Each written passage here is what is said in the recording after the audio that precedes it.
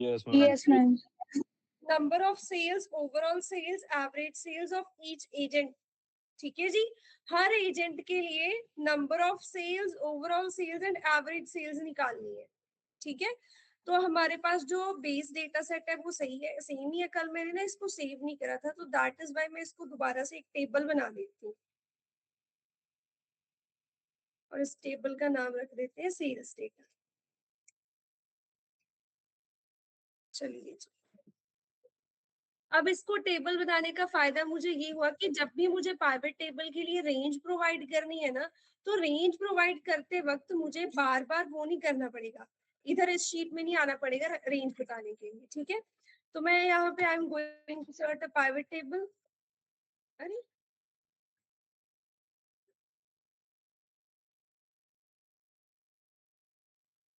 कहाँ से pivot table create करना है? सेल्स डेटा सेट से। एग्जिस्टिंग वर्कशीट में ही पाइवट टेबल होना चाहिए। कौन सी एग्जिस्टिंग वर्कशीट? ये वाली PV4। ये PV4 बेसिकली जो सेल सिलेक्टेड है, यहाँ पे एक पाइवट टेबल बन जाएगा। अब जो हमें पाइवट टेबल बनाने के लिए बोला गया है वो है एजेंट वाइज एवरेज सेल निकालनी, ओवरऑल सेल निकालनी है, नंबर ऑफ सेल्स निकालना।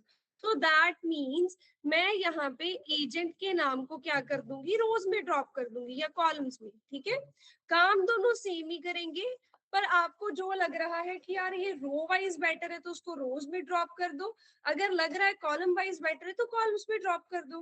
अब मैंने इसको रोज में ड्रॉप कर दिया। अब हमें फाइंड करनी है नंबर ऑफ सेल्स, तो फाइनल प्राइस से ही हम नंबर ऑफ सेल्स भी निकाल सकते हैं। फाइनल प्राइस को यहाँ पे वो करा, ड्रॉप करा वैल्यूज के अंदर। बाय डिफॉल्ट इस पे क्या ऑपरेशन परफॉर्म हो जाता है?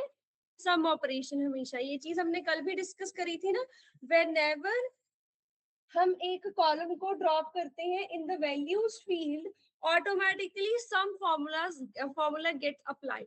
ठीक है जी, तो अब मुझे ओवरऑल सेल्स भी चाहिए, तो इसको मैं ओवरऑल सेल्स ही रहने देती हूँ। इसको रीनेम करके मैंने बना दिया एजेंट टीम।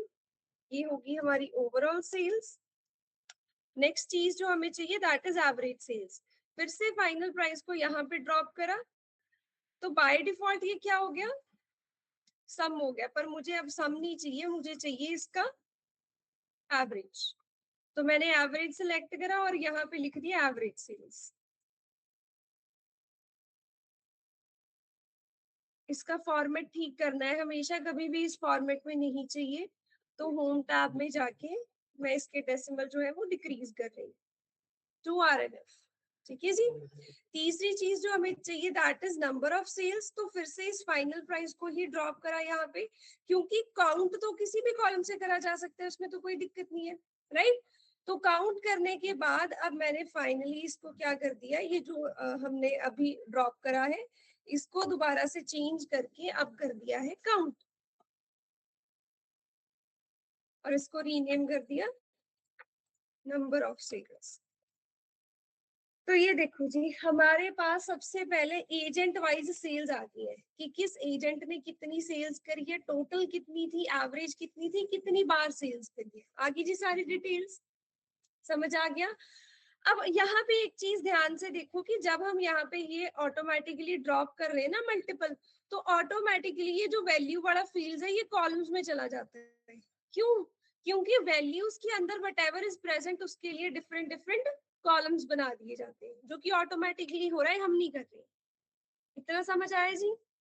ठीक है जी, अब अगली चीज जो हमसे पूछी गई है दैट इज कि ऑनलाइन एंड ऑफलाइन ट्रांजैक्शन अलग अलग पता चलनी चाहिए हर एजेंट के लिए। अभी तो ये जो पहला एजेंट है एट्रियन, इसके लिए टोटल सेल इसने कितनी करी है, टोटल अमाउंट कितना उस सेल से जनरेट हुआ है, वो सारा कुछ इकट्ठा आ रहा है।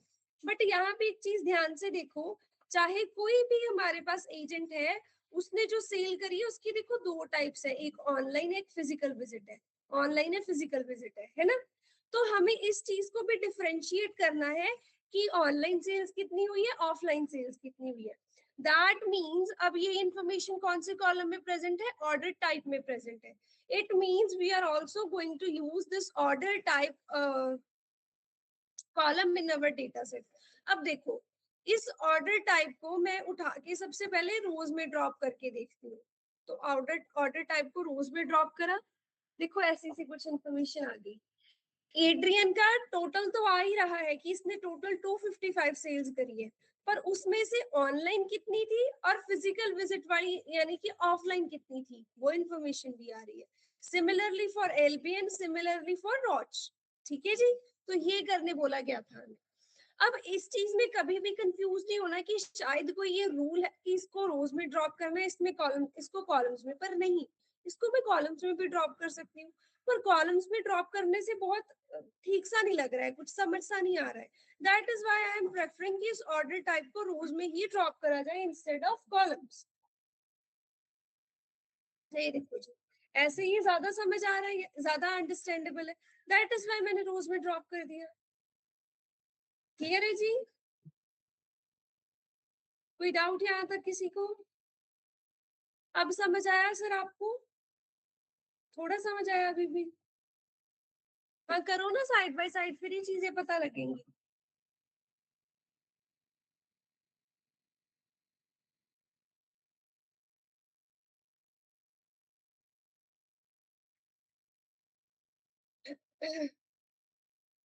करो जल्दी जल्दी, इतना बनाओ।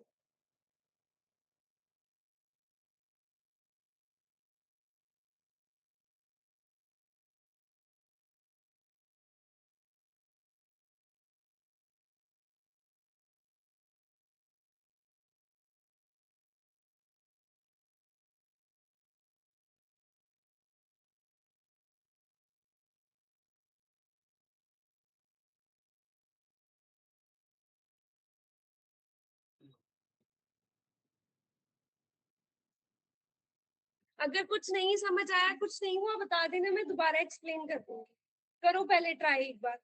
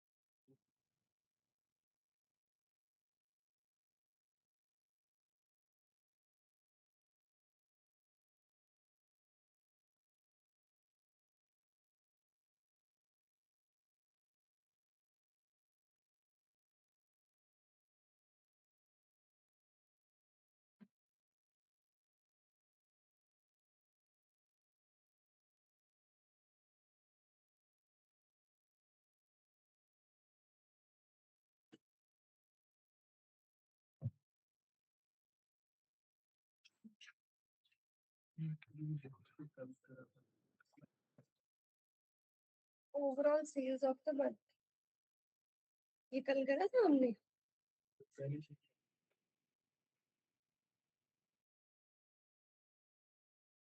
ये तो कुछ करना ही नहीं था,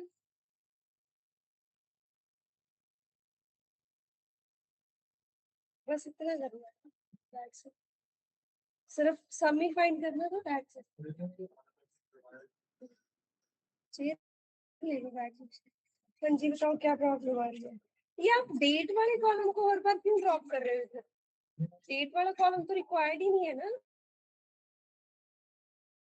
देखो यहाँ से पूछी गई है, एक मिनट। देखो यहाँ पे सबसे पहले पूछा गया हमसे ओवरऑल सेल्स, क्या आ गया ओवरऑल सेल्स। दूसरी चीज पूछी गई है एवरेज सेल्स। अब एवरेज भी तो इसी से निकलेगी ना, एंड इसको यहाँ पे ही ड्रॉप करना है। जो भी चीज की कैलकुलेशन करनी है वो इधर ही आएगी।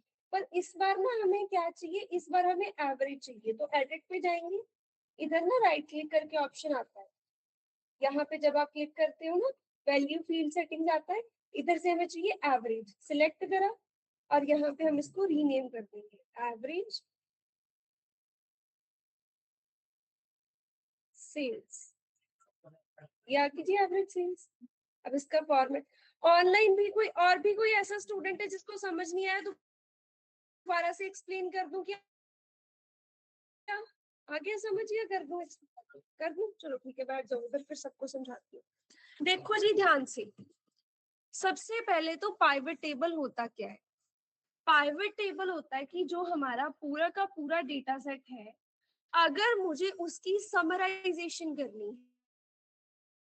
अब समराइजेशन समझते हो ना, कि जैसे यहाँ पे इस डेटा सेट में बहुत सारे हमारे पास ऐसे से कॉलम्स हैं जिसमें कोई 2-3 टाइप्स है, जैसे कस्टमर का नाम आ गया, एजेंट का नाम आ गया, ठीक है, लोकेशन आ गई। तो अगर हमने अपनी बिजनेस प्रोडक्ट अच्छा जा रहा है, कौन सा कि नहीं हुई, कि किस दिन को कस्टमर ने कितनी रेटिंग दी है, किस दिन, ठीक है, कौन सी लोकेशन पे कितनी सेल्स हुई है। अगर हमें नॉर्मली वो चीज करनी पड़ेगी, तो जैसे यहाँ पे लोकेशन से पहले सबसे पहले लोकेशन की यूनिक वैल्यूज निकाली जाएंगी, फिर उनपे समिट फॉर्मूला लगाया जाएगा। ऐसे ही हमें बहुत सारे फॉर्मूलाज फंक्शंस लगाने पड़ेंगे, देन ओनली हम क्या कर सकते हैं, उस डेटा की समराइजेशन कर सकते हैं, राइट। पर देखो क्या होता है,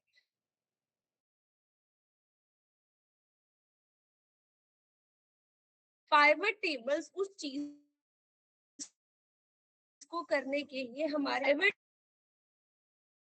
टेबल में प्राइवेट टेबल में आप सिर्फ ड्रैग एंड ड्रॉप करते हो चीजों को, एंड और ऑप्शंस है वो बैकएंड पे अप्लाई हो जाती है, हम नहीं करते उस चीज, ठीक है।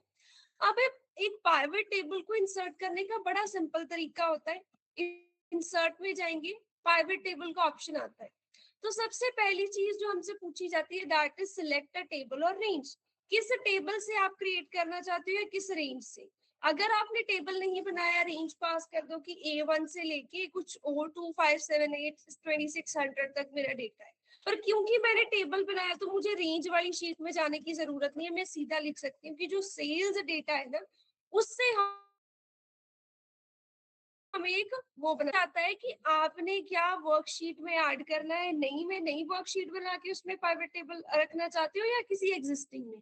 तो हमारे केस में हम इसी एग्जिस्टिंग P1 शीट के अंदर B6 सेल में अपना पाइवट टेबल इंसर्ट करना चाहते हैं, that is why by default existing worksheet option is selected. Okay गरा जी, तो एक पाइवट टेबल जनरेट हो गया। अब by default pivot table empty होता है, इसके अंदर कुछ भी चीजें नहीं होती हैं। अब हमें क्या चीजें रखनी है क्या चीजें नहीं रखनी है वो हम खुद से डिसाइड करते हैं, ठीक है जी। अब इस पाइवट टेबल के ना 4 कंपोनेंट्स होते हैं, filters, columns, rows and values. Filters, columns, rows and values. देखो सबसे पहले समझते हैं कॉलम्स एंड रोज को, ठीक है। जो भी आपका कोई वो है कॉलम है, जब आप उसको सिलेक्ट करके ड्रॉप कर देते हो कॉलम्स में, तो क्या होता है, whatever unique values are present in this customer ID, उन सबके कॉलम्स बन जाए। पर क्योंकि कस्टमर आईडी में बहुत सारी डिफरेंट डिफरेंट ऑप्शंस हैं, तो मैं कोई दूसरा वो ले लेती हूँ, जैसे एजेंट हैंडल। अब मैं अगर यहाँ पे आके अपने डेटा सेट में चेक करूं तो हमारे पास एजेंट्स देखो कितने हैं, 3 एजेंट्स हैं, सिर्फ 3, ठीक है। पर ये 3 एजेंट्स पूरे के पूरे डेटा सेट में कितनी बार देखो रिपीट हो रहे हैं, क्योंकि यही सारी क्वेरीज हैंडल कर रहे हैं, राइट। तो अब मैं अगर यहाँ पे आके इस पाइवट टेबल में इस एजेंट हैंडल को कॉलम्स में ड्रॉप करती हूँ, तो उन नामों के कॉलम्स बन जाते हैं। That means whatever unique values are present in the agent handle column, उन सब के लिए अलग अलग कॉलम्स बना दो। और अगर इसी चीज को रोज में ड्रॉप करा जाता है तो उनके नाम की रोज बन जाती है, क्लियर है जी इतना चीज? फिर हमारे पास आता है वैल्यूज। वैल्यूज जो हमारे पास होता है वो हम क्यों यूज करते हैं? जैसे हमारे मैथमेटिकल ऑपरेशंस फंक्शंस होते हैं, एवरेज, मिन, मैक्स, सम, ना काउंट, अगर हमें ये चीजें निकालनी है तो उन कॉलम्स को हम क्या करते हैं, वैल्यूज में ड्रॉप कर देते हैं। ठीक है, अब हमसे पूछा गया है पूरे महीने में सेल्स हुई है उसका टोटल निकालना। ठीक है जी, तो हमारे टोटल एक्चुअल में सेल्स पता कहाँ से चल रही है, कौन से कॉलम से? फाइनल प्राइस वाले कॉलम से। That means we have to find the sum of final price column. तो हम यहाँ पे सम फॉर्मूला लगाने की बजाय, कुछ भी करने की बजाय, डायरेक्टली यहाँ पे फाइनल प्राइस वाले कॉलम को उठा के वैल्यूज में ड्रॉप कर सकते हैं। बाय डिफॉल्ट एक जब भी हम मैथमेटिकल कॉलम, मैथमेटिकल डेटा वाला कॉलम जो है वो ड्रॉप करते हैं वैल्यूज के अंदर, उसके ऊपर ऑटोमेटिकली सम फॉर्मूला जो है वो अप्लाई हो जाता है। That is how we got the overall price, overall sales of the month. तो हमें मैनुअली कोई फॉर्मूला नहीं लगाना पड़ा। पर अभी ये पाइवट टेबल का क्या है, बहुत छोटा सा यूज केस। पाइवट टेबल इससे भी ज्यादा और वेरी पावरफुल चीजें कर सकते हैं जो हम आगे आगे सारी वर्कशीट्स में देखेंगे। अब समझ आई जी इतनी? तो आपने वहाँ रेट में आपने टेबल सिलेक्ट किया, सेट करना, आपने इसी को रीनेम करा है या इसको कॉपी करके फिर बनाया? नहीं, मैंने इसी को क्योंकि इसमें कौन सा हमें कोई चेंजेस करने हैं, तो मैंने इसी को फॉर्मेट एज अ टेबल कर दिया और टेबल में जाके, टेबल डिजाइन में जाके इसका नाम चेंज कर दिया, सेल्स डेटा है। ठीक है जी, डन है इतना? अब समझ आया ये इतना यहाँ तक? अब चलते हैं दूसरी शीट पे, फिर अगर पहला नहीं हुआ दूसरा भी नहीं हुआ होगा। अब देखो ध्यान से, यहाँ पे हमें क्या करना है यार। एक वैसे एक बात बताओ कि यहाँ पे आगे इतनी सीट्स छोड़ के वो पीछे जाके क्यों बैठ जाते हो, ताकि मुझे ज्यादा गला फाड़ना पड़े? है तो हवा तो मुझे भी यहाँ लग रही है।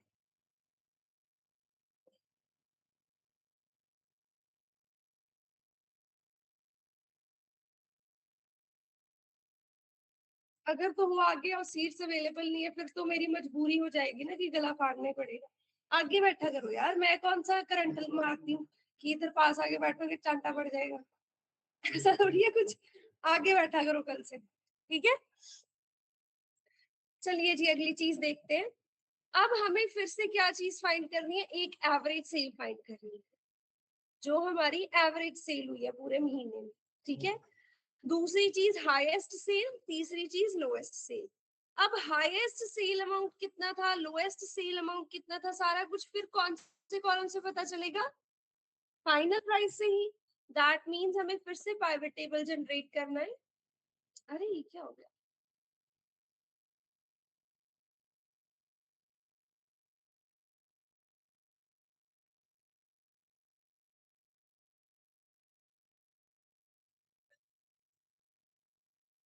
साइड बाय साइड करो, ठीक है चीजें। अब फिर से मुझे फाइनल प्राइस वाला कॉलम ही चाहिए, पर इस बार सबसे पहले मुझे सम नहीं चाहिए, एक तो मुझे चाहिए मैक्स, क्योंकि मैक्स फॉर्मूला ही बताएगा कि सबसे हाईएस्ट सेल कितने अमाउंट की हुई है। तो वैल्यू फील्ड सेटिंग में गए, यहां से हमने सिलेक्ट करा मैक्स कि we have to find the max, और कॉलम को रीनेम कर दिया, क्योंकि आपका पाइवट टेबल जो आप क्रिएट कर रहे हैं उससे उसका पर्पस, उसके कॉलम के नाम से उसका पर्पस क्लियरली समझ आना चाहिए। ठीक है, तो ये हमारी होगी हाईएस्ट सेल। ठीक है, हाईएस्ट सेल जो हुई है वो 981 की हुई है पूरे महीने में। फिर सिमिलरली लोएस्ट सेल, फिर से इस फाइनल प्राइस वाले कॉलम को उठाया जाएगा, फिर से वैल्यूज में ड्रॉप कर दिया जाएगा, एंड बाय डिफॉल्ट फिर से उसके ऊपर सम फॉर्मूला ही लग गया। But we do not need sum formula, अब हमें निकालनी है मिनिमम वैल्यू। तो यहाँ पे मैंने कर दिया लोएस्ट सेल, और इसके लिए फॉर्मूला लगा दिया मिन। ओके करा जी, लोएस्ट सेल हुई है। अरे इसका नाम क्यों नहीं चेंज हुआ? 1 रुपए की। फिर सिमिलरली हमें फाइंड करना है एवरेज सेल्स।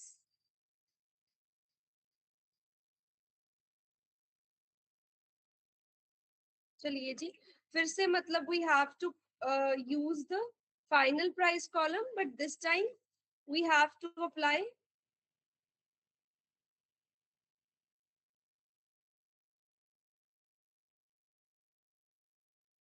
average here.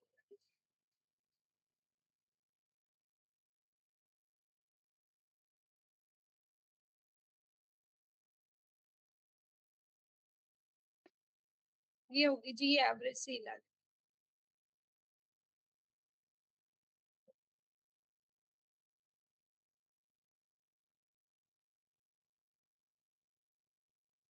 और आप अपने ना इनका वो भी चेंज कर सकते हो। जैसे मुझे एवरेज सेल लास्ट में चाहिए तो मैं यहाँ से इसको ड्रैग करके लास्ट में ड्रॉप करके छोड़ दूंगी।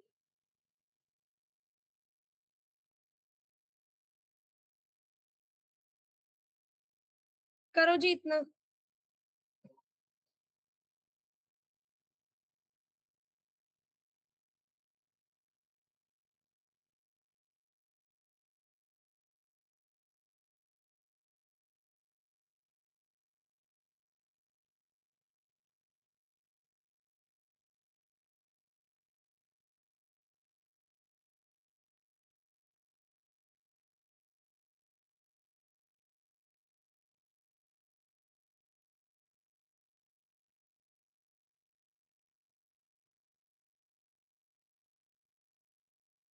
डन है जी।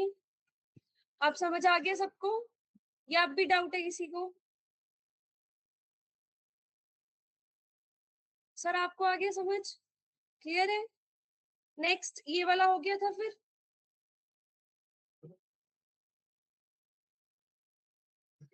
हाँ एक बार इसको ट्राई करो थर्ड वाले को खुद।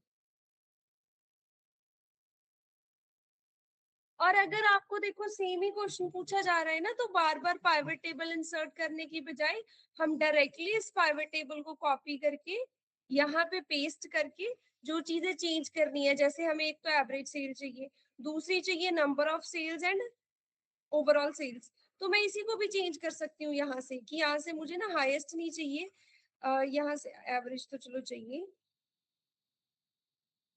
यहाँ से मुझे लोएस्ट नहीं चाहिए, लोएस्ट की जगह मुझे चाहिए सम, वो ओवरऑल सेल्स हो जाएगा। तो बार बार सेम ही स्टेप फॉलो करने की बजाय हम क्या कर सकते हैं, डायरेक्टली किसी जो हमारे पास एग्जिस्टिंग पाइवट टेबल है उसको कॉपी करके उसमें चेंजेस कर सकते हैं। तीसरी चीज जो हमें चाहिए that is number of sales, वो काउंट से पता चलेगी। अब भी अगर किसी का नहीं हुआ बता दो, पहले इतना बनाओ फिर एजेंट वाइज निकालनी है सेल्स, आगे वो करते हैं।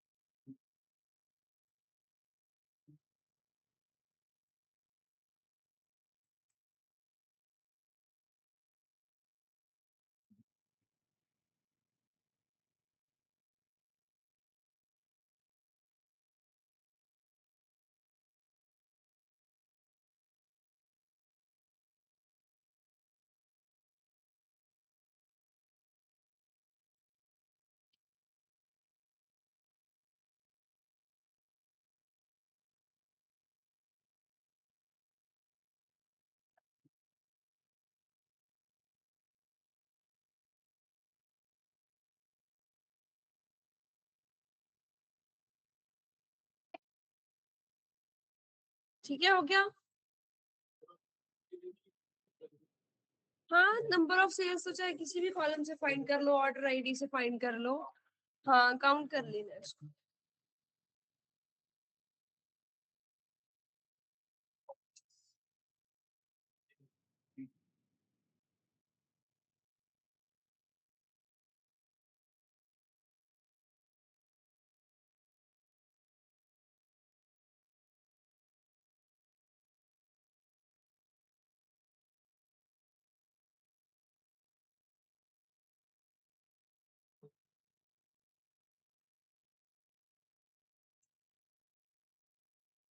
ठीक है जी। और अगली चीज ये है कि इसको एजेंट वाइज निकालना है कि हर एजेंट की एवरेज सेल्स ओवरऑल सेल्स अलग अलग आए। तो दैट मींस इस एजेंट हैंडल को इधर रोज या कॉलम्स में ड्रॉप कर दो, दैट्स इट। अब एजेंट वाइज सेल्स आ रही है, ठीक है जी। और अगर यही चीज हमें पाइवट टेबल के बिना करनी पड़ती तो हम कितने सारे फॉर्मूलाज लगाते तब जाके ये चीज होती।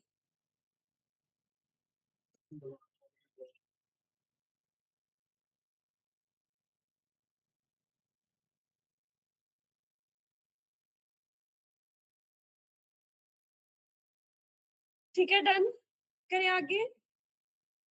आज वाला जो कराया वो हो गया चीज जो आज कराया है।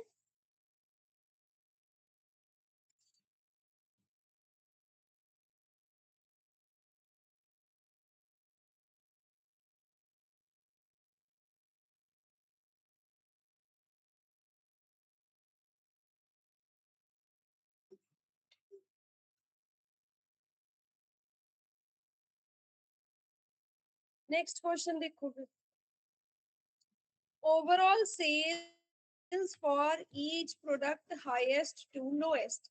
अब सबसे पहले मैं ये आपको बोलती हूँ कि आप ईच प्रोडक्ट के लिए ओवरऑल सेल्स निकाल के दिखाओ मुझे, कैसे करेंगे, कौन कौन से कॉलम्स यूज होंगे पहले तो ये बताओ। डेटा सेट देखो, उससे समझ आएगा कि कौन कौन से कॉलम्स यूज होने हैं to find the overall sales for each product. Product name है, फाइनल प्राइस ही यूज होना है। Overall sales for each product, सिर्फ इतना आगे वाला पोर्शन बोल रही हूँ, यहाँ से आगे वाला आगे उससे वो तो प्रोडक्ट का प्राइस। हम्म, और कोई। अरे यार भाई इस चीज को समझो, हाँ फाइनल प्राइस यूज होगा। क्यों? क्योंकि देखो अगर ये एक पनीर टिक्का पिज्जा बन है हमारे पास, दूसरी बार ये पनीर टिक्का पिज्जा बन सेल हो रहा है, तो जो ओवरऑल सेल्स निकलेगी वो कैसे निकलेगी, हर प्रोडक्ट के फाइनल प्राइस का टोटल करते जाओ, तभी निकलेगी ना वो चीज। अगर हम एजेंट वाइज सेल्स निकाल रहे थे तो हमने क्या करा था, एजेंट को रोज में ड्रॉप करके फाइनल प्राइस को वैल्यूज में ड्रॉप कर दिया था। तो सिमिलरली यहाँ पे भी अगर मुझे overall sales for each product निकालना है तो सबसे पहली चीज तो ऑब्वियसली जो हमें रिक्वायर्ड है वो कौन सी है, फाइनल प्राइस ही है, कि हमें फाइनल प्राइस निकालना है, वही होता है ना ओवरऑल। पर अब निकालना किसके वाइज है, प्रोडक्ट वाइज निकालना है। That means product name is going to be dropped in the rows. तो ये हमारे पास क्या आ गया, अरे यार क्या हो गया इसको, ये हमारे पास आ गया product name wise overall sales. ठीक है जी, करो इतना काम।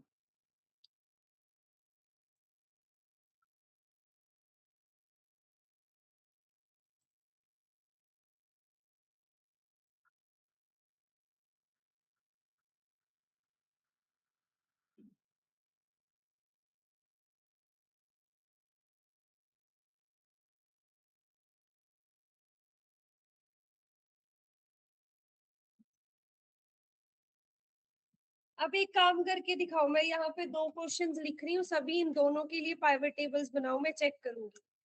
सबसे पहला क्वेश्चन है, find the number of sales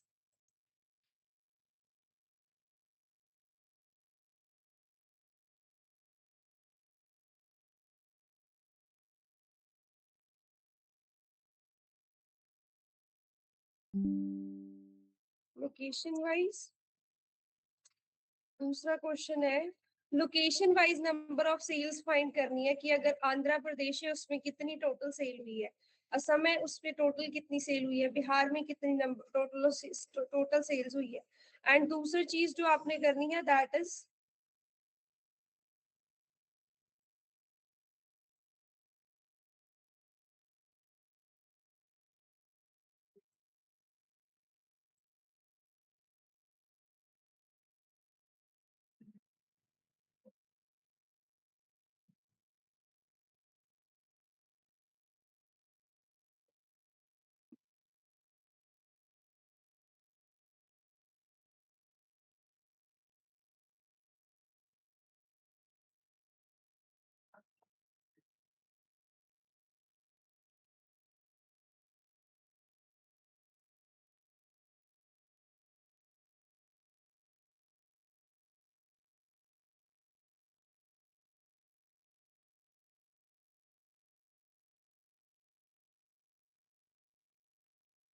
यही दो करो।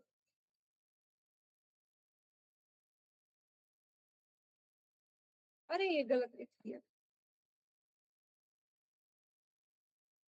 Find the number of customers who ordered online and how many ordered offline। Online कितने कस्टमर्स ने ऑर्डर प्लेस करा है, ऑफलाइन कितने कस्टमर्स ने ऑर्डर प्लेस करा है। ठीक है जी। तीसरी चीज एक और भी लिख देती हूँ।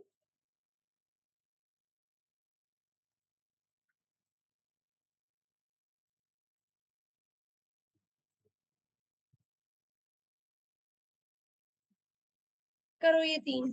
5 मिनट है आपके पास, फिर मैं चेक करूंगी कि क्या बनाया आपने, क्या समझ आया आपको। सबसे पहली चीज आपने ये चेक करनी होती है कि कॉलम्स कौन से रिक्वायर्ड हैं, क्या क्वेश्चन पूछा गया है।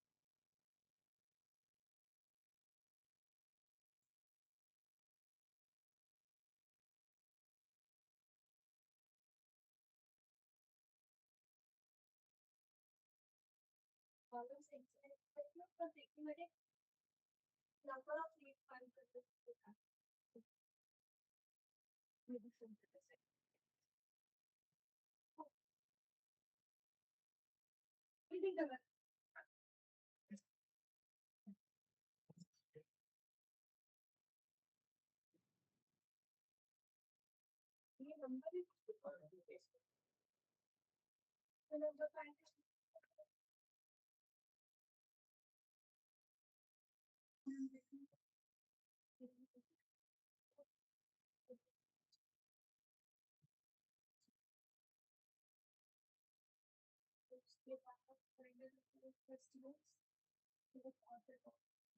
हो गया था।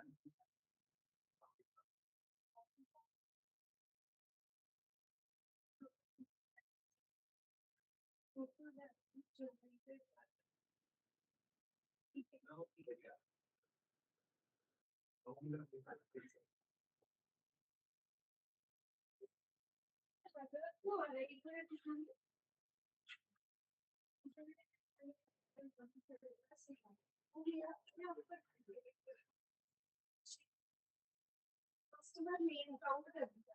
अब एक बात सिंपल सी बात है कि काफी जगह ट्रांजेक्शन तो नहीं है पर कस्टमर का नाम है, तो वो ट्रांजेक्शन काउंट नहीं, वो तो गलत हो गया। अब आप कस्टमर नेम को काउंट कर दीजिए। अब इस कस्टमर का नेम does that mean कि ये सेल हुई नहीं है? तो मतलब कॉलम को इस ऐसा सिलेक्ट करो जिसमें एम्प्टी वैल्यूज ना हो। ठीक है।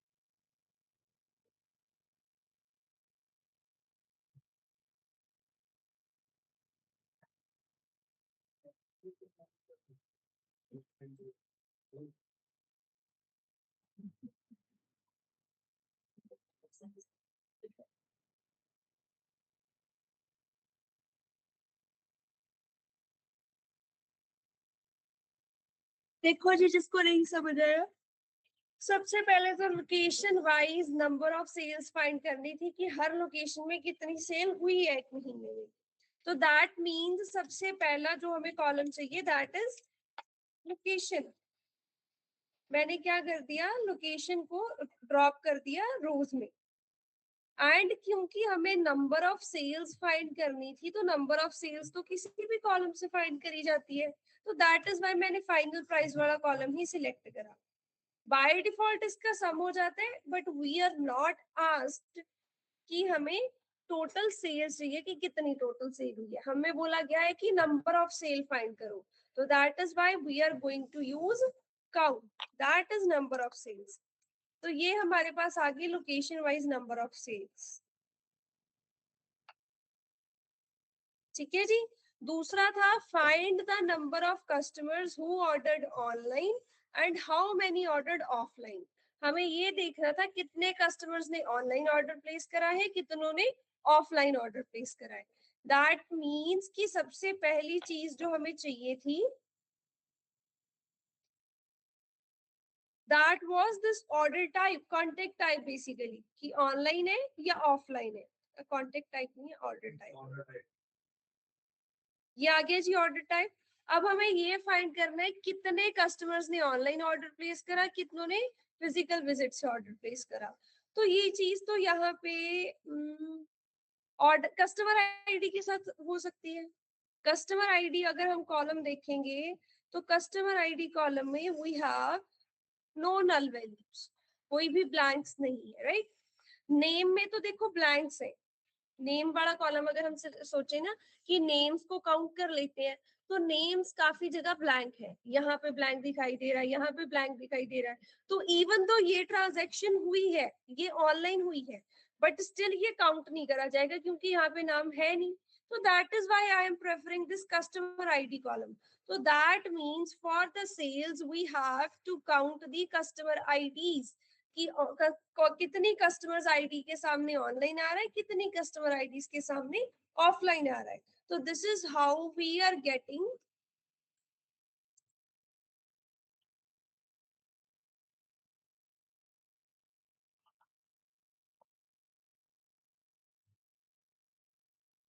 ठीक है जी, क्लियर है। अगली चीज है total revenue generated by online and offline orders. फिर से हमें ऑनलाइन ऑफलाइन वाले ही चाहिए, तो मैंने क्या कर दिया, वापस से इस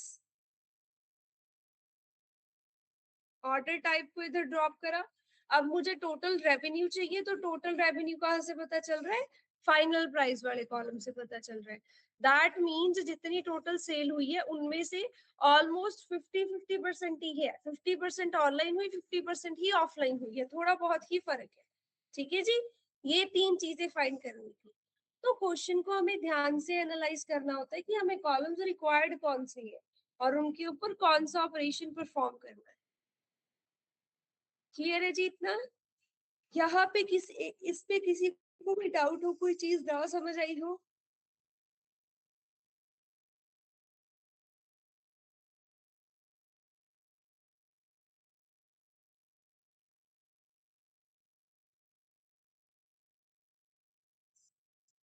करें आगे।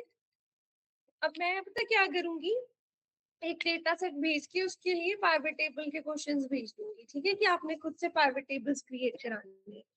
अब देखो इस चीज का बेसिक सा आइडिया प्रैक्टिस के बाद आपको हो जाएगा कि कौन से कॉलम्स रिक्वायर्ड है और किस कॉलम के ऊपर क्या ऑपरेशन परफॉर्म करना, क्योंकि ज्यादा चीजें तो है नहीं, सम मैक्स मिन प्रोडक्ट ये तो सबको पता है कि काउंट करना है, नंबर फाइंड करना है, काउंट यूज करना है, टोटल फाइंड करना है, ओवरऑल फाइंड करना है, सम यूज करना है, एवरेज के लिए एवरेज फंक्शन यूज करना है, राइट। अब चलते हैं अगले कॉन्सेप्ट पे, पाइवट टेबल्स के अंदर ही, that is applying sorting and filtering to pivot tables. Pivot tables के ऊपर सॉर्टिंग फिल्टरिंग कैसे अप्लाई करी जाती है। अब देखो जो इस शीट में हमें क्वेश्चन दिया गया है दैट इज ओवरऑल सेल्स तो निकालनी है प्रोडक्ट के लिए, वो हमने निकाल ली। पर इसको ना सॉर्ट करना है हाईएस्ट टू लोएस्ट में, सबसे हाईएस्ट सबसे ऊपर आ जाए, फिर उससे कम लोएस्ट सबसे नीचे चली जाए। तो यहाँ पे जो पाइवट टेबल के ऊपर ये ड्रॉप डाउन आ जाता है, इस पे जब क्लिक करेंगे ना तो यहाँ पे ना हमारे पास sort A to Z, sort Z to A आता है। बट देखो ये जो सॉर्ट A to Z है, ये सॉर्ट Z to है, वो Z to A है, वो अप्लाई होता है इस वाले कॉलम के ऊपर, इसके ऊपर खुद ही। मतलब कि जो आपने रोज में ड्रॉप करा है ना, ये उसी को सॉर्ट कर देगा, पर हमें नेम्स को थोड़ी ना सॉर्ट करना है, हमें तो बोला गया है ओवरऑल सेल्स के लिए सॉर्ट करना है। दैट इज वाई यहाँ पे हम जाएंगे मोर सॉर्ट ऑप्शंस के ऊपर।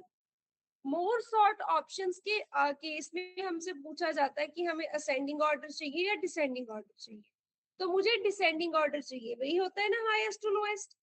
अब यहाँ पे हमारे पास ड्रॉप डाउन आ जाता है, इसमें हमारे पाइवट टेबल के अंदर जितने भी कॉलम्स हैं सारे के सारे आ जाएंगे कि आपको किसके वाइज सॉर्ट करना है। तो I have to sort according to overall sales. तो यहाँ से मैंने सिलेक्ट करा डिसेंडिंग, यहाँ से मैंने सिलेक्ट करा कौन से कॉलम को डिसेंडिंग ऑर्डर में सॉर्ट करना है, ओके करा।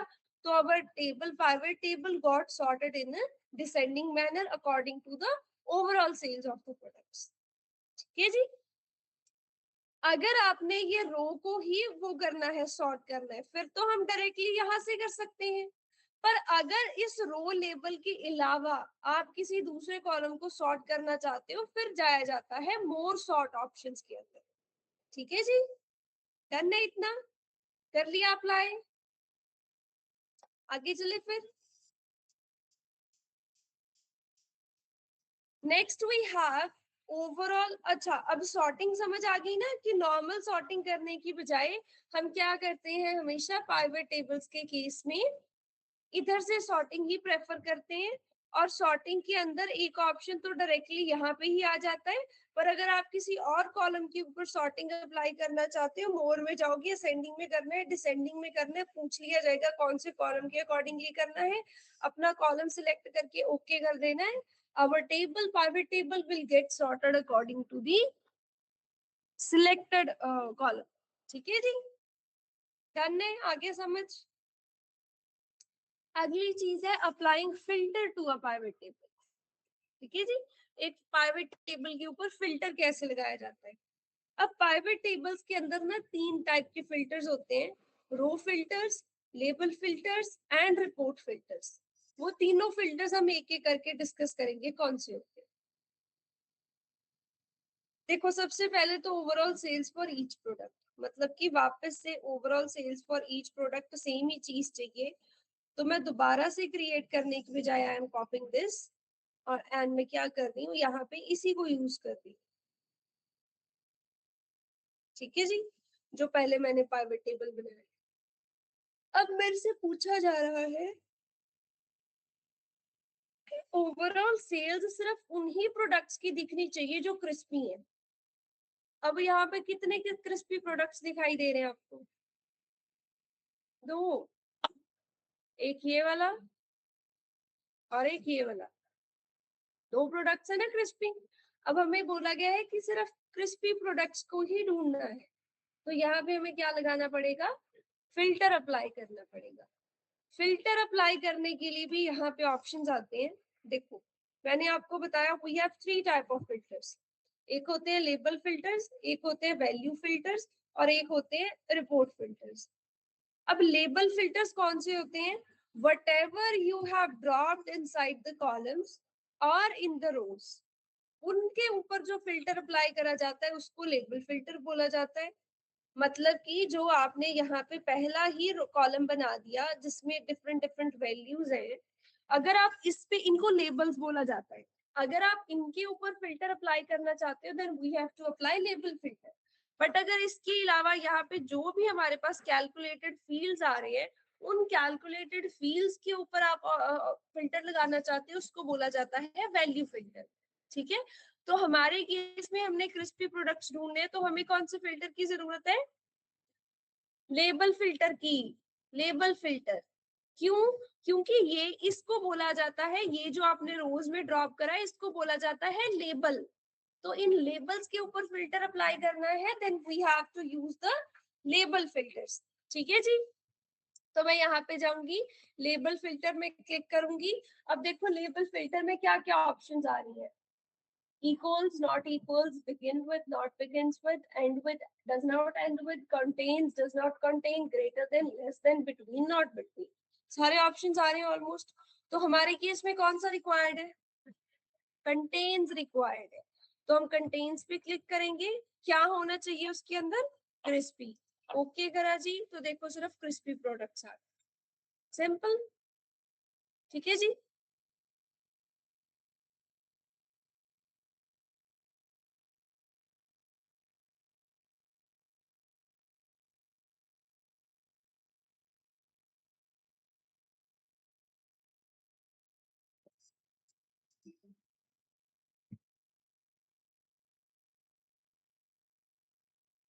ठीक है, सिमिलरली फिर से overall sales for each product, but if sale value is over 10,000, तो मुझे फिर से overall sales for each product चाहिए। तो मैं इसी पाइवट टेबल को क्या कर रही हूँ, कॉपी कर रही हूँ। ये पाइवट टेबल कॉपी करा, इसको वापस से इधर पेस्ट कर।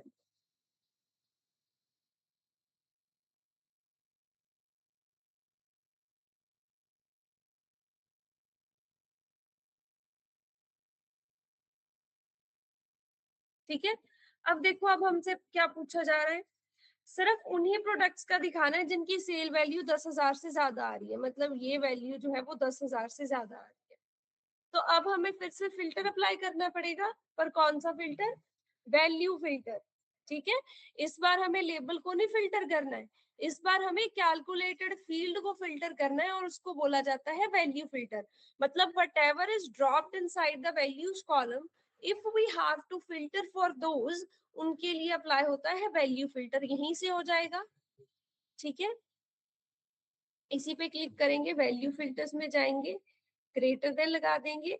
ग्रेटर देन 10,000 होना चाहिए। ओके करा जी। तो सिर्फ वो प्रोडक्ट्स आगे जिनका ओवरऑल सेल्स अमाउंट है that is greater than 10,000।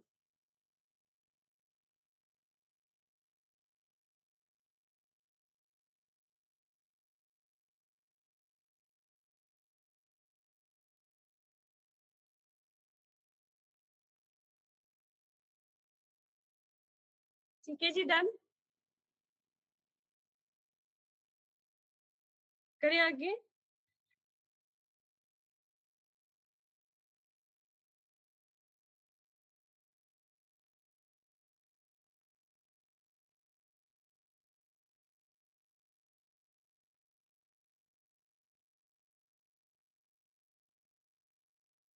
Next we have overall sales and average sales for each product, but only when the order was placed online।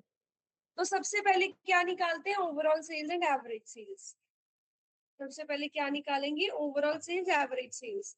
तो ओवरऑल सेल्स तो हमने प्रोडक्ट वाइज ऑलरेडी निकाल ही रखी है, average add कर देते हैं दोबारा से।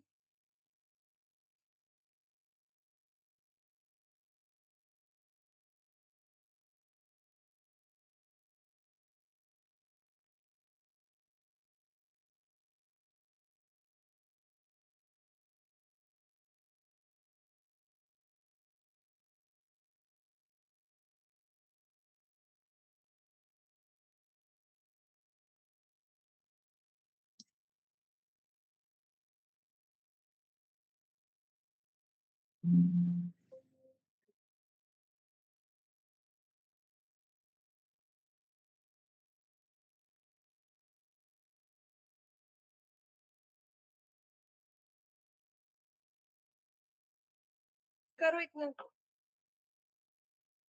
पाइवट टेबल 8 वाली शीट में आके ये इतना काम करो फटाफट से।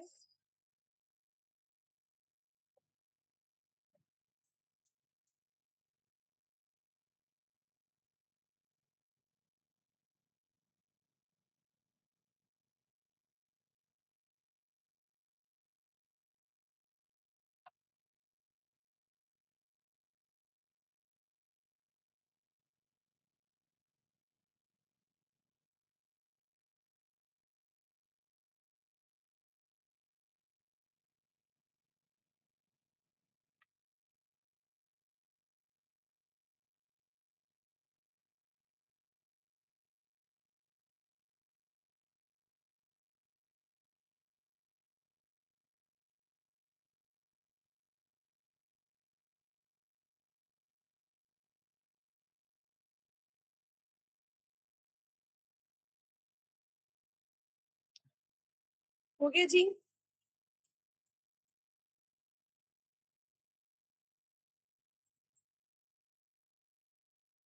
हो गया या नहीं हुआ? डन। अब अगली चीज देखो, हमें पूछा गया only when the order was placed online, तो इसका मतलब हमें ये कॉन्टेक्ट सॉरी ऑर्डर टाइप की भी इंफॉर्मेशन चाहिए, राइट?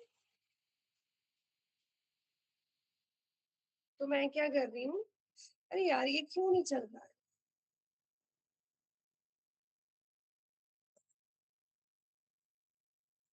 इस ऑर्डर टाइप को उठाया और मैंने यहाँ पे ना इसको रोज में ड्रॉप कर दिया। अब जब मैं इसको रोज या कॉलम्स में ड्रॉप कर रही हूँ, अगर हम यहाँ पे आके देखें, फिल्टर्स के ऑप्शन में जाएं, तो यहाँ पे कैसे फिल्टर लगाएंगे, राइट? मुश्किल हो जाएगा ना कि हर किसी के लिए ऑनलाइन ऑर्डर वाला ही निकालना है। तो देखो इस चीज का सॉल्यूशन हमारे पास आता है रिपोर्ट फिल्टर। रिपोर्ट फिल्टर देखो क्या करेगा, हमें फिल्टर किसके लिए करना है? ऑर्डर टाइप के लिए करना है। हम इस ऑर्डर टाइप को उठाएंगे और इस फिल्टर्स वाले टैब में क्या कर देंगे, ड्रॉप कर देंगे।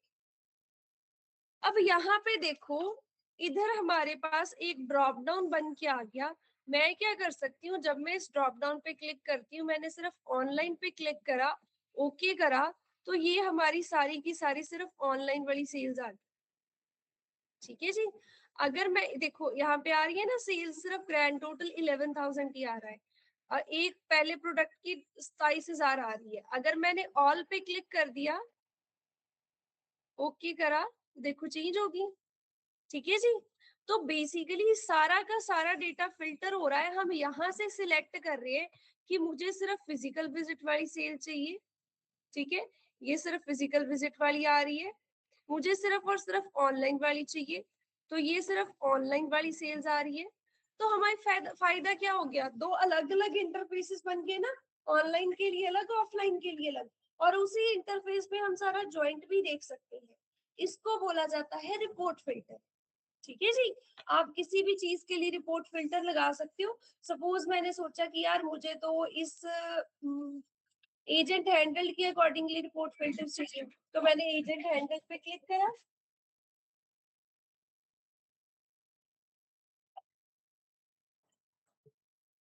एजेंट हैंडल पे क्लिक करा। ठीक है, मुझे ये सेल्स जो है ना वो सिर्फ सिर्फ एड्रियन की चाहिए कि एड्रियन ने कितनी सेल्स करी है भाई, तो देखो सिर्फ एड्रियन की सेल्स आ गई। समझ आया जी रिपोर्ट फिल्टर का क्या फायदा होता है? ठीक है, क्लियर है? किसी को ना समझ आया हो आगे जी समझ। तो अब आई होप कि आपको ये जो सारे चार के चार कंपोनेंट्स होते हैं ना पाइवट टेबल के, रोज, कॉलम्स, फिल्टर्स एंड वैल्यूज, इन सब के बारे में पता चल गया होगा कि हर कंपोनेंट क्या करता है, और एक पाइवट टेबल के अंदर सॉर्टिंग कैसे करी जाती है एंड फिल्टरिंग कैसे करी जाती है। क्लियर है जी इतनी चीजें? यहाँ तक अगर किसी का कोई क्वेश्चन है पूछ लो, फिर हम अगले टॉपिक पे चलते हैं। अगर किसी का नहीं हो रहा, कोई एरर आ रहा है, कोई प्रॉब्लम हो रही है।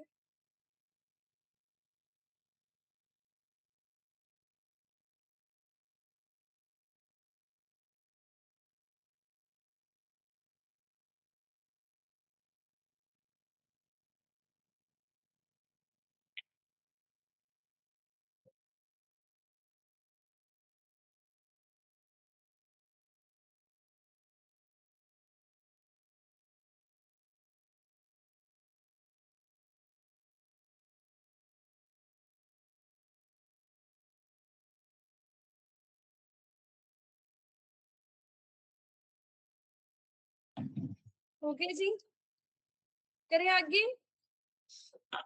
अगली चीज देखो, next what do we have, next is find overall sales for each day of month.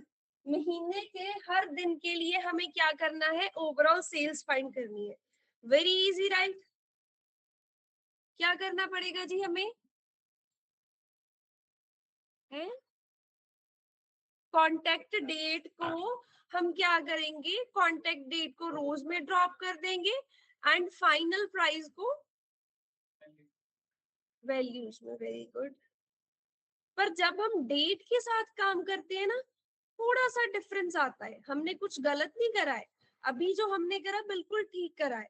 पर प्रॉब्लम क्या होता है ना, बाय डिफॉल्ट एक्सेल क्या कर देता है, खुद ही ग्रुपिंग कर देता है महीनों के अकॉर्डिंग। अगर ईयरली डेटा होगा वो ईयर वाइज कर देगा ग्रुपिंग, अगर मंथली डेटा है ईयर का वो मंथ वाइज ग्रुपिंग कर देगा। तो देखो सबसे पहला ग्रुप जो हमारे पास क्रिएट हो गया वो नवंबर का क्रिएट हो गया, प्लस पे क्लिक करेंगे ये नवंबर की सारी डेट्स आ गई। और अब ऐसे कुछ डेट्स हैं जैसे 11 नवंबर है, मल्टीपल ट्रांजैक्शंस हुए, कुछ कुछ का ग्रुप बना दिया, कुछ का ग्रुप नहीं बनाया है, चलो कोई बात। तो देखो इसने नवंबर का क्रिएट कर दिया और फिर ऐसे दिसंबर का भी क्रिएट कर दिया, पर हमें तो यार ग्रुपिंग ग्रपिंग चाहिए ही नहीं थी ना, हमें तो सीधा सीधा डेट आ जाए, उसके सामने कितनी सेल्स हुई है वो आ जाए।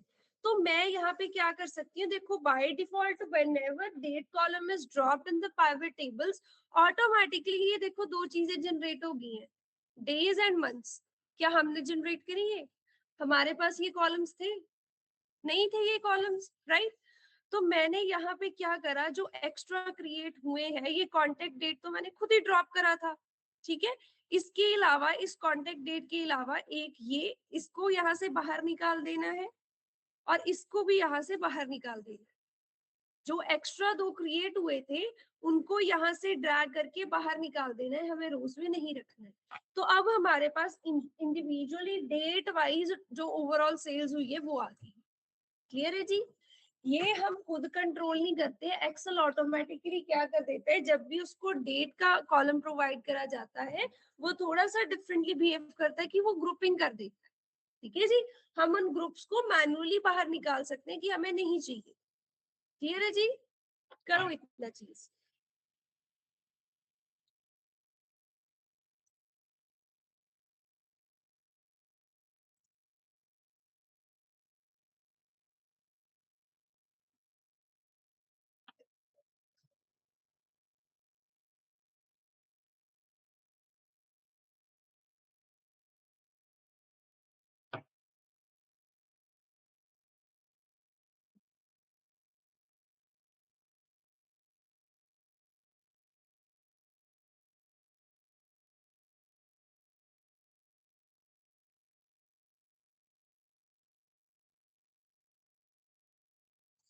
आगे देखो, next we have overall sales for each day of month, जो हम ऑलरेडी निकाल चुके हैं।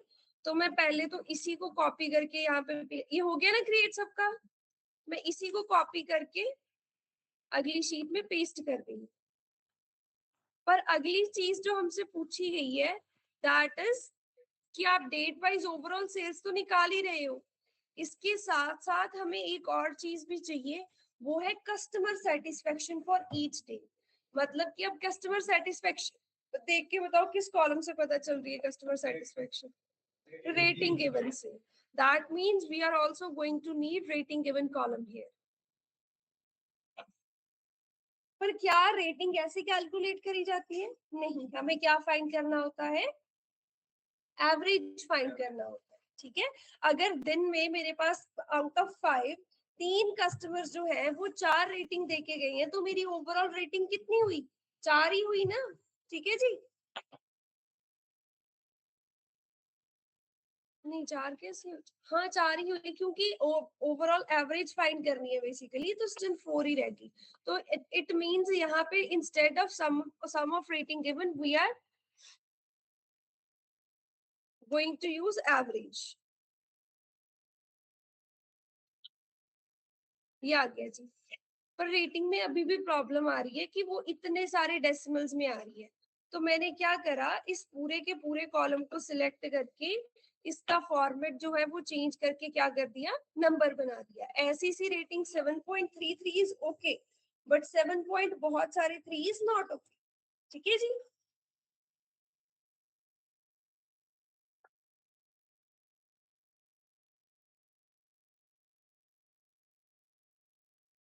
डन, आगे करें।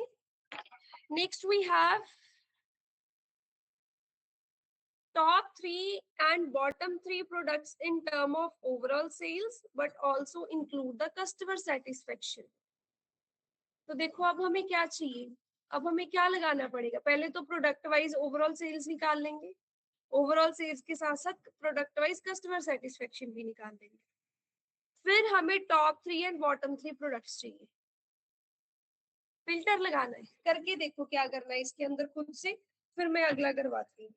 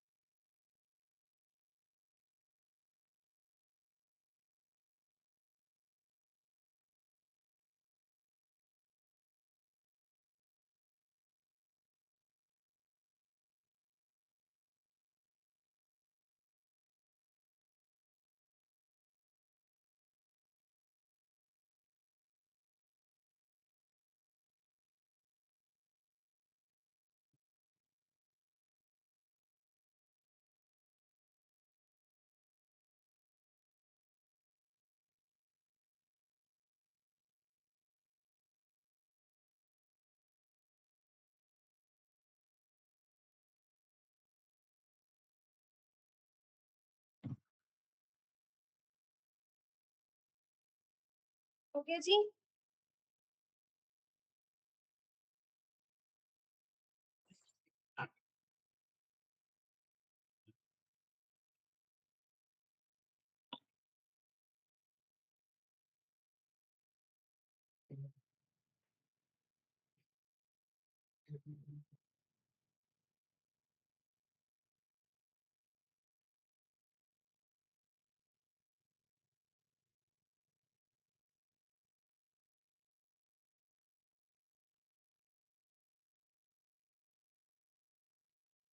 अरे यार ये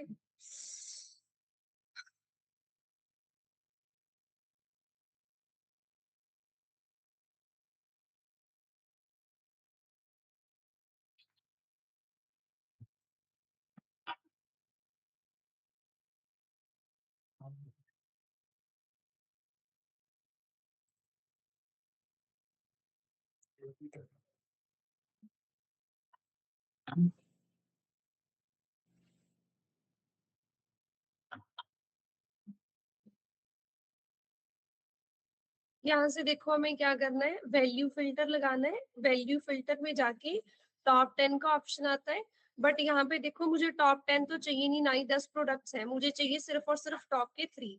टॉप 3 करा, बाय ओवरऑल सेल्स बोला उन्होंने, हाँ बाय ओवरऑल सेल्स ही है, ओके करा। ये क्या हो गया, ये हमारे पास टॉप 3 प्रोडक्ट्स आ गए।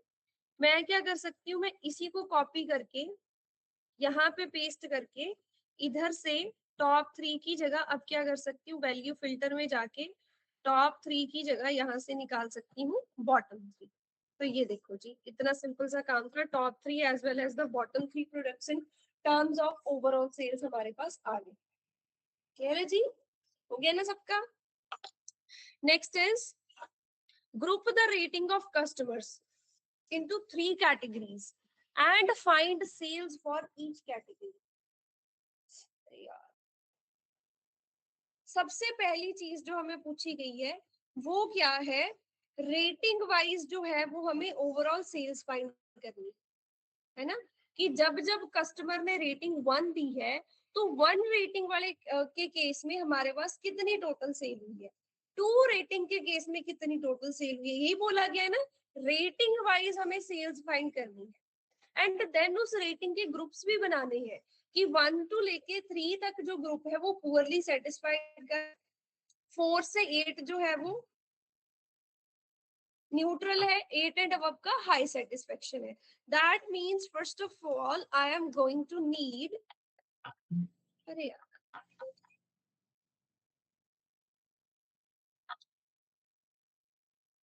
रेटिंग गिवन कॉलम, ये रहा जी रेटिंग गिवन। अब ये रेटिंग गिवन ऑटोमेटिकली वैल्यूज में जाएगा, पर हमें वैल्यूज में नहीं, हमें चाहिए रोज।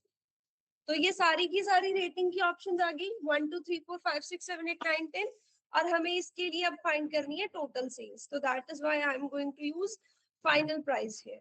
ये आ गया जी, इसको रीनेम कर देते हैं, इसका नाम बना दिया रेटिंग, या फिर कस्टमर सेटिस्फेक्शन यहाँ पे अच्छा रहेगा। कस्टमर सेटिस्फेक्शन, ये ओवरऑल सेल्स हो गया जी ना।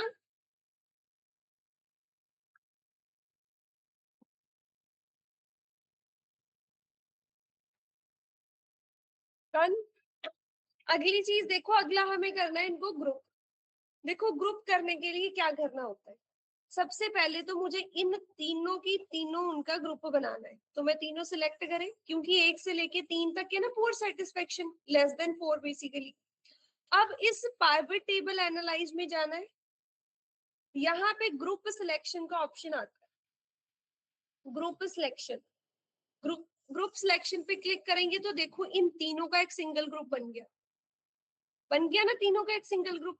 जैसे डेट वाले कॉलम में ऑटोमेटिकली बने थे कि महीने के अंदर सभी डेट्स का एक ग्रुप बन गया नवंबर नाम का। सिमिलरली हमने ये 3 सिलेक्ट करके इनका एक ग्रुप बना लिया है, बाय डिफॉल्ट बाकी भी कुछ ऐसे से दिखने लगेंगे। हमें उनको भी चेंज करना है, 8 एंड अबव का अलग ग्रुप बनाया जाएगा, तो 8 एंड अबव को सिलेक्ट करना है, इसको भी ग्रुप कर देना है। बीच वाले जो बच्चे 4 5 6 7 इनको भी सिलेक्ट करना है और इनको भी ग्रुप कर देना है। तो अब हमारे पास 3 ग्रुप बन गए ना एक ग्रुप में। अब इन ग्रुप्स को रीनेम करा जा सकता है, सिंपली आप यहाँ पे आओगे, इस पे सिलेक्ट लिख दोगे पुअर सेटिस्फेक्शन या सिर्फ पुअर, यहाँ पे न्यूट्रल और यहाँ पे हाई। 3 ग्रुप्स बन गए, तीनों ग्रुप्स के लिए अलग अलग आ रही है। पुअर सेटिस्फेक्शन के केस में जो सेल्स हुई है वो हुई है सिर्फ 42,000 की, राइट। न्यूट्रल सेटिस्फेक्शन के केस में 74,000, हाई सेटिस्फेक्शन के केस में 11,000 नहीं 1,16,000। ठीक है जी, समझ आया ग्रुपिंग कैसे करते हैं।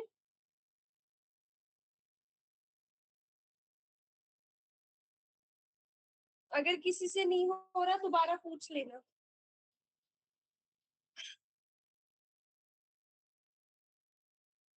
करें आगे।